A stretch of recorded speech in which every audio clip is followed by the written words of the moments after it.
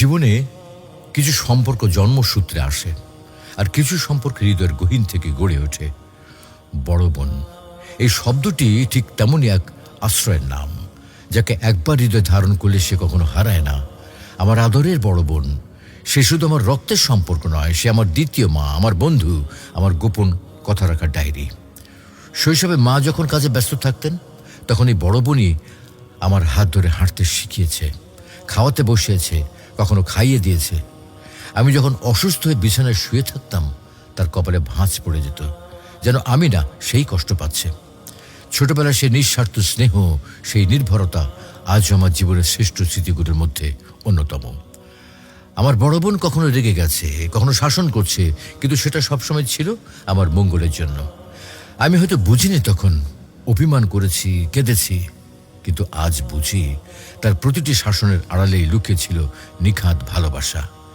এখন যখন সে অন্য একটা পরিবারে, সংসারে, তখনই বুঝি ঘরে সেই কোলাহল, সেই শাসন, সেই স্নেহ কি অমূল্য ছিল।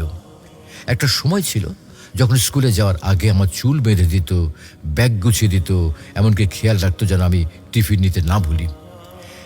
এখন সে অনেক দূরে, কিন্তু আজও ফোনে আমার টিফিনের খোঁজ নেয়, শরীর ঠিক আছে কিনা জানতে চায়। এমন ভালোবাসা শুধু একজন বড় বোনই দিতে পারে।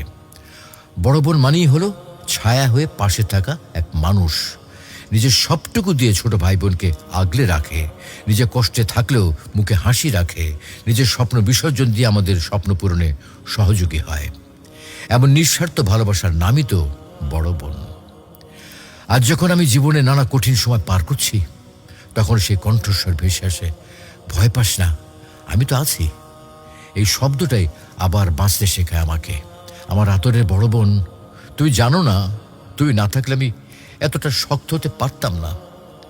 তুমি আমার জীবনের আশীর্বাদ। দোয়া করি আল্লাহর কাছে, আল্লাহ যেন তোমাকে সুস্থ রাখেন, শান্তিতে রাখেন।